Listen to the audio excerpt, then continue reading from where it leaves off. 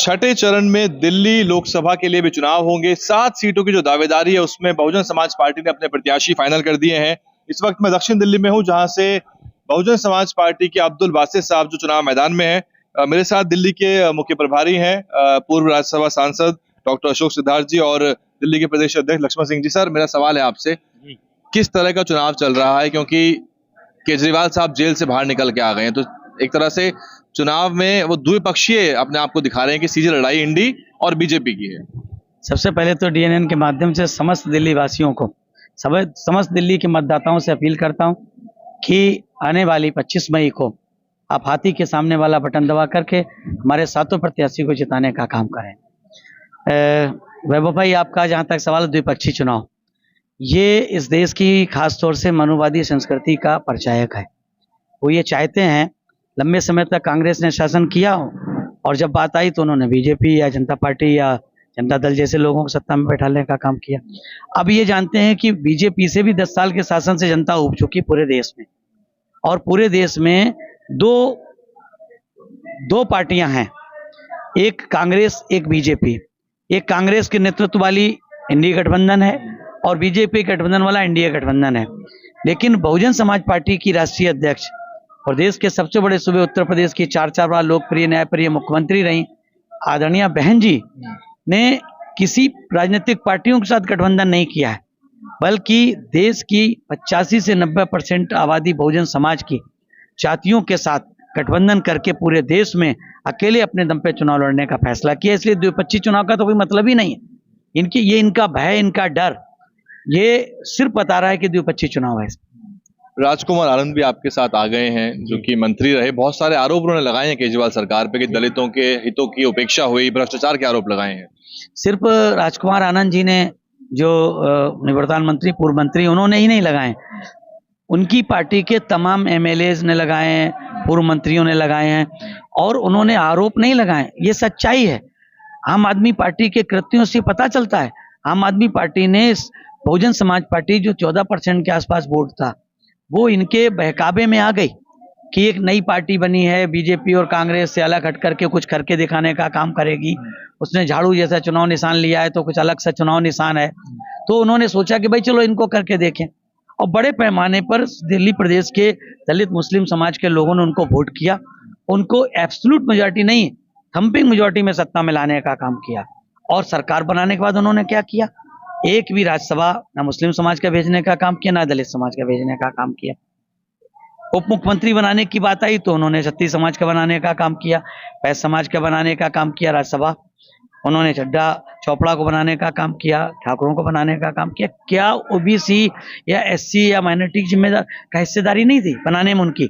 जबकि ज्यादा हिस्सेदारी उनकी थी। तो ये नाटक उनका है। क्या सर बहुजन समाज दिल्ली का सोया हुआ है? मतलब मैं पूरे समाज की बात करता हूँ। मुस्लिम प्रत्याशी एक भी नहीं है। बीएसपी को छोड़ दिया जाए तो इंडी और भाजपा की तरफ से तो होगा ही नहीं, कोई मुस्लिम प्रत्याशी नहीं है।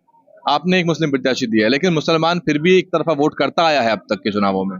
देखिए, बहुजन समाज पार्टी ने एक नहीं, दिल्ली प्रदेश में 3 मुस्लिम कैंडिडेट, 7 में से 3 प्रत्याशियों लड़ाने का काम किया। ये मुस्लिम समाज के लिए एक संकेत है। भारतीय जनता पार्टी तो वैसे ही उनके प्रत्याशी नहीं लड़ाती है। कांग्रेस और आम आदमी पार्टी से वो उम्मीद कर सकते थे इस बात की, उन्होंने भी नहीं लड़ाने का काम किया। तो उन्हें इस बात से जागना चाहिए, उन्हें सोचना चाहिए। जब एक तरफ तमाम जात के लोग अपनी जात को वोट देना चाहते हैं, तो मुस्लिम समाज क्यों नहीं अपने समाज के लोगों को वोट देकर के, उसके साथ एक बड़ा वोट बैंक है दलित समाज का, उससे मिलकर के अपने सांसदों को जिताने का काम करते। एक बार वो जिताना शुरू करें। हम नहीं कहते हैं कि सब जगह वो वोट दें, लेकिन जहां 3 उनके समाज के प्रत्याशी, उनको वोट देने का काम करें। इनकी अपने आप, इनकी सबकी आंखें खोल देंगे वो लोग। और मुझे लगता है कि इस बार दिल्ली प्रदेश का मुस्लिम समाज, दलित समाज और बैकवर्ड क्लास जो ठगा सा महसूस कर रहा बीजेपी और कांग्रेस जनता और आम आदमी पार्टी से, इस बार वो बड़े पैमाने पे बहुजन समाज पार्टी को वोट देने का काम करेगा। क्या मुद्दे हैं सर? क्या स्थानीय समस्याओं को लेकर भी जनता से चर्चा हो रही है? क्योंकि यहाँ जो बिजली, सड़क, पानी है, यातायात की सुविधाएं हैं, ये सब बहुत बड़ी समस्याएं बन चुकी हैं दिल्ली में। देखिए, यातायात की समस्या हो, बिजली पानी की समस्याएं हो, ये मूलभूत समस्याएं तो सबके शासनकालों में रही हैं। अगर उत्तर प्रदेश में बहन जी का शासनकाल छोड़ दें तो इनके अलावा जो मूल मुद्दे हैं, हिस्सेदारी की बात, कहाँ पे दलित समाज की हिस्सेदारी है, कहाँ पे ओबीसी की हिस्सेदारी है, कहाँ पे माइनॉरिटी की हिस्सेदारी है, वो भी एक बड़ा मुद्दा है यहाँ पर दिल्ली प्रदेश में। चाहे वो टिकटों के बंटवारे में हिस्सेदारी हो, चाहे उनकी सरकार में हिस्सेदारी हो या सरकारी नौकरियों में हिस्सेदारी हो। बहुजन समाज पार्टी ने उत्तर प्रदेश में 4-4 बार सरकार बनाकर आदरणीय बहन जी ने जब पूर्ण बहुमत की सरकार बनाई थी, करके दिखाने का काम किया कि अगर हम सत्ता में ताकत के साथ आते हैं तो किस तरह के निर्णय लेते हैं। ये तो केवल नाटक कर रहे हैं संविधान दिखा करके हम संविधान बचाने का। वो लोग संविधान बचाएंगे जिन्होंने संविधान के उस पे दिए गए अधिकारों के तहत आरक्षण में प्रमोशन और आरक्षण के बिल को फाड़ने का काम किया, वो संविधान बचाएंगे। वो कांग्रेस पार्टी संविधान बचाएगी।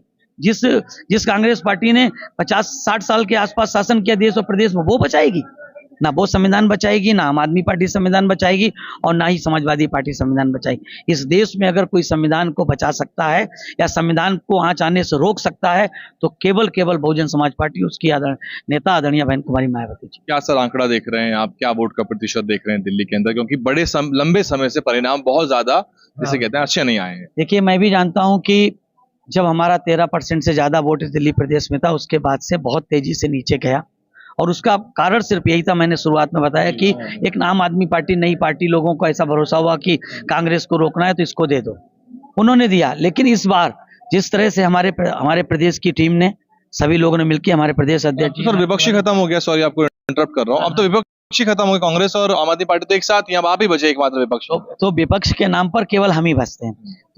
देखिए, अब की बार जनता समझ चुकी है दिल्ली की, और दिल्ली की जनता ने एक, जैसे माननीय प्रभारी जी ने बताया, ये ऑप्शन इनका जो प्रोडक्ट था कांग्रेस बीजेपी का, तीसरा प्रोडक्ट जो था आम आदमी पार्टी, ये निकाला इन्होंने और अब उसका भी खंडन हो गया है।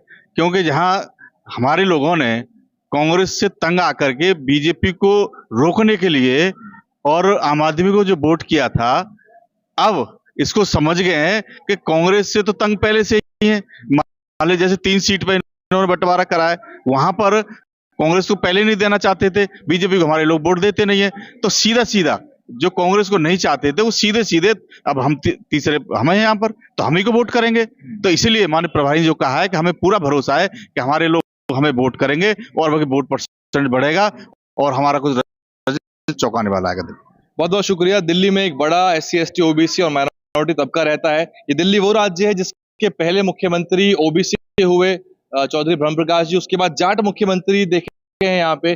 दलित समाज की अहम भागीदारी रही। हालांकि कांग्रेस पार्टी ने चौधरी प्रेम सिंह जैसे अच्छे नेता को पूरे जीवन काल में उनको वो सम्मान नहीं दिया जो देना चाहिए था। वो मुख्यमंत्री पद के हकदार थे, तीसरा कार्यकाल भी श्री दीक्षित को दिया और नतीजा ये रहा कि अंततः उनकी सरकार चली गई।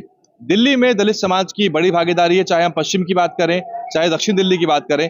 लेकिन महत्वपूर्ण यह है कि समाज अपने 14% वोट को याद करे। और वैसे भी 25 के विधानसभा चुनाव में आम आदमी पार्टी की जो राजनीतिक मियाद है वो पूरी होती नजर आ रही है। इसलिए BSP के पास एक अच्छा मौका है कि वो 24 के चुनाव में अच्छा परफॉर्मेंस लाए। DNN हिंदी को सब्सक्राइब करने के लिए दबाएं लाल रंग का सब्सक्राइब बटन और घंटी का बटन दबाकर ऑल नोटिफिकेशन पर क्लिक करें। चैनल को जिंदा रखने के लिए नीले रंग का ज्वाइन बटन दबाकर चैनल को आर्थिक सहयोग करें।